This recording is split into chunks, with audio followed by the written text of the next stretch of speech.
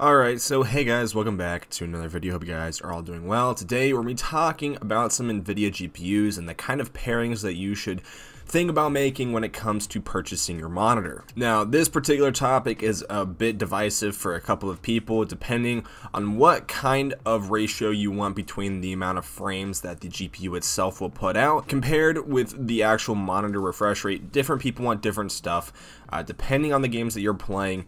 Some people want to hit double the refresh rate of the monitor, some people want to hit less. It also depends if the monitor has G-Sync or FreeSync. Those are all things to take into account.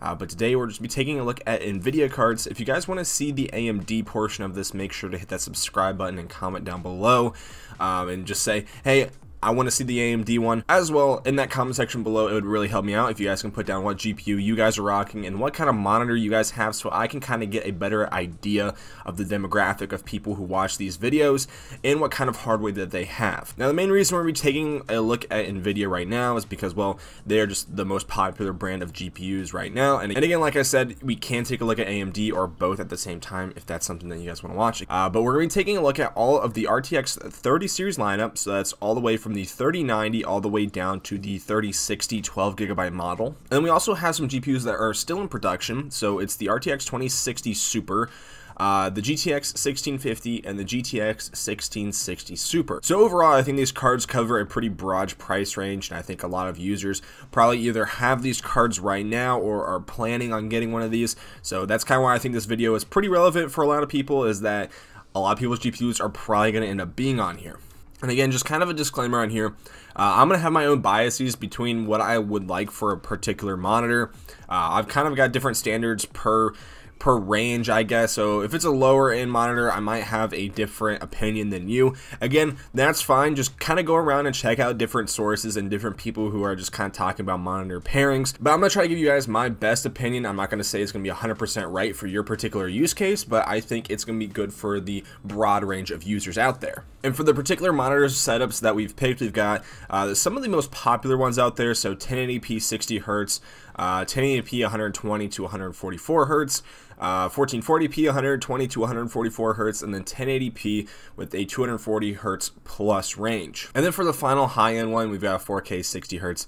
I know there are some ultra wides and stuff like that out there, but I just didn't put those in this video because they're not as popular as I think these particular models might be. And one more thing before we get into it, when it comes to the rankings, I've got two slots here. So this is okay, where it's acceptable. These GPUs will be able to play on these monitors and will be an okay experience. And then best is going to be, it's going to be pushing the refresh rate of the monitor. It's going to be getting pretty close to it, or if not, doubling it depending on what games that you are playing. So in short, okay is going to be, it's going to be acceptable on that monitor. It should be a fine experience, but best is going to be using the most of that monitor's capabilities. So as you can probably gather, most of the cards that are going to be in the best category are probably going to be more expensive than the ones that are in the okay category. All right, now with all that out of the way, let's start comparing some GPUs to some monitors. So for the GPU we're going to have for the 1080p 60 Hz monitor, it's going to be the GTX 1650. I think this is a okay card for this, and that's again why we're putting in the okay section, mainly because it's not absolutely amazing. It's a little bit power limited. You can't really overclock it too much,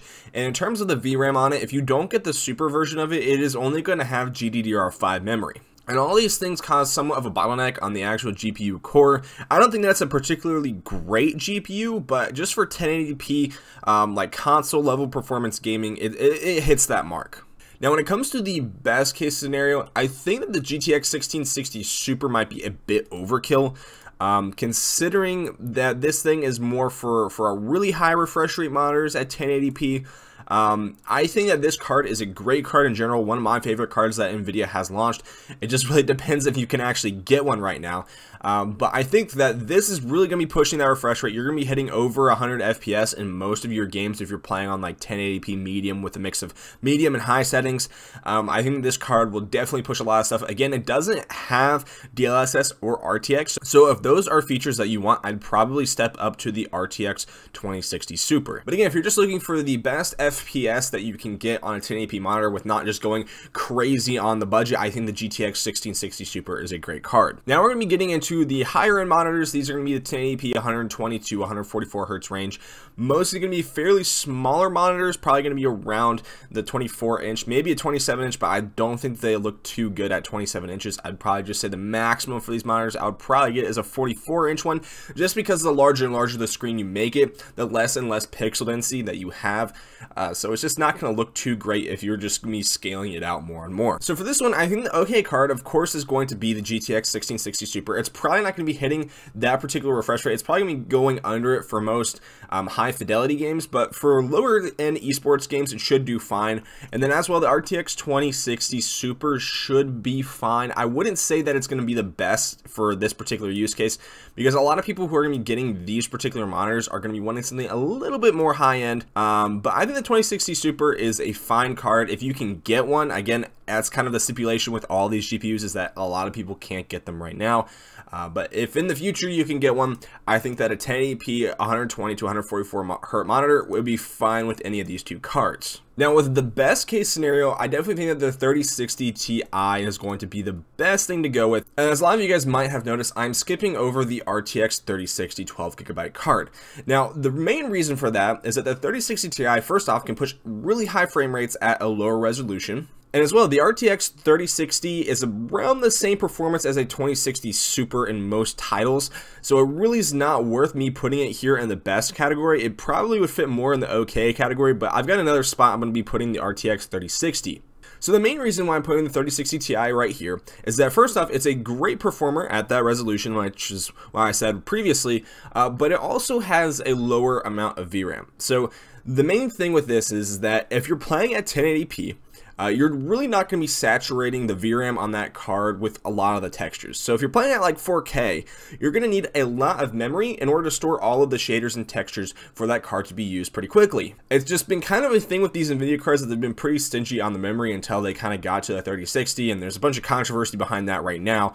But I definitely think that the 3060 Ti, in terms of price to performance and you wanting to just hit those frame rates and match them with the refresh rate of the monitor, I think that this card will do it more consistently in most titles than the 3060 in either of these two cards. So now we're going to be moving on to the 1440p 120 to 144 hertz monitors. Now, this is probably going to be a very popular point in the segment, and the main reason why I'm putting the 3060 right here is, sure, it's not going to be hitting these refresh rates in most games. It's not that powerful of a GPU, but the main reason is because, well, you get the 12 gigs of VRAM. Now, because we are stepping up in resolution, if you're looking at playing more cinematic games and you're just going to be looking to play those in the future, if you're not really necessarily a huge esports guy and you really don't care about hitting those particular refresh rates on your monitor, if you don't plan on using like G-Sync or anything like that, I think the 3060 Ti is definitely an okay decision, and you're going to have more than enough VRAM for later on in the future when titles that are at 1440p require you to use more and more VRAM to load those textures and shaders. Now, when it comes to the best case scenario option, I definitely think that you have to go with the 3070. Again, it is a bit stingy on the VRAM since it only has 8, but the actual core on the 3070 is an amazing processor. I have a system that is somewhat similar to it. It is from the AMD camp, and it's a little bit higher end. It's the 6800, but I know the 3070 just performs a little bit worse, but it's still an amazing card for the price that you can get it for. If you can get it for $500, that's an absolute steal, but I know what prices are like right now, so I know that's pretty hard to get for that price point. But I think that the 3070, in terms of its pairing, is going to be paired best with a 1440p high refresh rate monitor around this range. Alright, so now we're going to be moving on to more of an esports panel. I accidentally moved that, but yeah, so this is more of an esports panel. So that kind of means you're not really looking for a lot of visual fidelity. You're looking just more for more frames and a bright panel. So I think the 1080p 240 Hz plus range is really popular among people who are playing things like Fortnite competitively, CSGO, Valorant, League of Legends. Like, all of those games are super competitive games, and you really want to drive a high refresh rate, and you want a card to match that. Now, I know that this might be a controversial pick right here, but I am going to explain my reasoning here. So the main reason why I'm going to be picking an RTX 2060 Super for the okay spot, again, it's not going to be the best spot, but it's going to be the okay spot, is because when it comes to pushing high refresh rates, especially in games like CSGO and Valorant, it's really not going to come down to the GPU. The 2060 Super is a super fast GPU, especially when it comes to 1080p, but what I think a lot of people need to understand is that you're going to be way more CPU bottlenecked when you're trying to be pushing above those frame rates.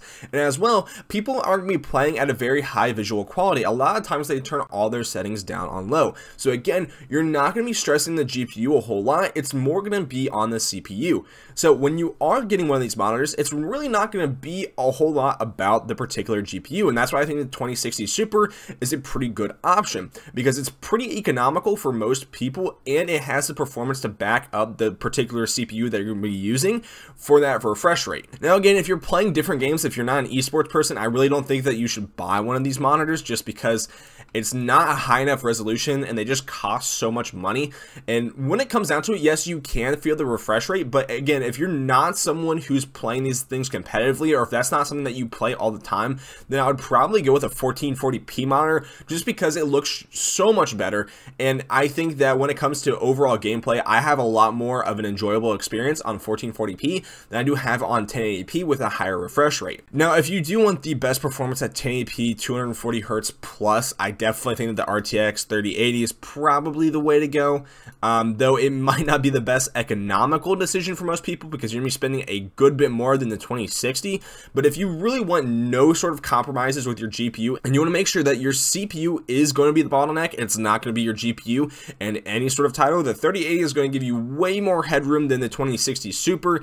And again, just make sure you get a super fast CPU with a 3080, because you're not going to be using a whole lot of it if you don't have anything that's not top of the line. Alright, so now we're moving on to the 4K 60Hz monitors. Now, these ones aren't going to be as popular as the previous ones, just because I think that these ones are a bit expensive for the visual quality that you get. I really don't think there's a huge difference between 1440p and 4K if it's the same size panel. Now again, if you're getting something much larger, then yes, 4K is going to look way better than 1440p if you're using something like an ultra wide.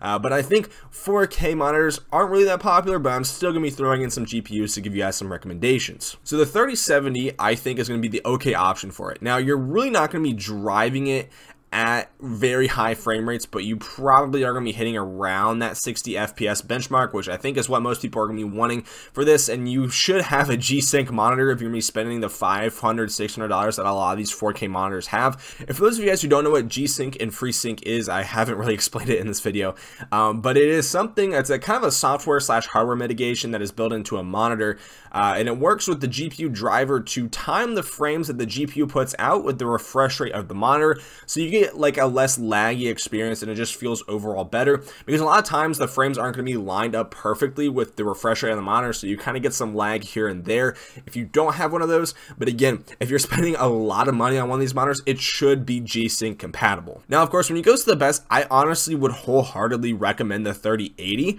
But I know a lot of people are going to be like, well, you got the 3090 on here, why don't you recommend it? Well, I think it's okay. I'm going to put it in here for absolute best. But I don't think it's great compared to the 3080, and I think there's a bunch of rumors that the 3080 Ti is going to come out, and the 3090 is looking even worse. For those of you guys who watch benchmarks, which is something that I do a whole lot, you guys have probably seen there's only like a very small difference between the 3080 and the 3090 when it comes to its overall gaming performance. The only thing that the 3090 has over the 3080 is just the 24 gigs of VRAM instead of the 10 gigs that it has. So I guess if you're really looking to play ultra settings for a long time on the 3090, then it should cover it for you. The 10 gigs is a bit scarce, but again, most games really don't use that much right now. I guess you kind of are future proofing, but again, the 3080 is still an absolute beast when it comes to 4K, and I think that most people will be happy with the 3080 over the 3090. Alright, so that's about all I have for this video. If you guys have any disagreements, make sure to leave those down in the comment section below. Please be civil, because I'm not going to respond to any ones that are just being like overly toxic, but again, I always like to have a conversation with you guys if you guys want to start that up. Alright, so I hope you guys enjoyed this video. I enjoyed making it. So if you guys want to leave a like, really helps me out, and hit that subscribe button, again, also really helps me out. Doing any of those things really helps this thing get recommended to more and more people on the YouTube website. And if you guys want to do more for us, leave a comment down below. It helps us with our interactions, and it helps us get this video recommended to more and more people. So thanks a bunch for watching. Thanks for taking the time out of your day to sit here and watch me, a lowly YouTuber. But yeah, hopefully I'll see you guys in the next one, and have a good day.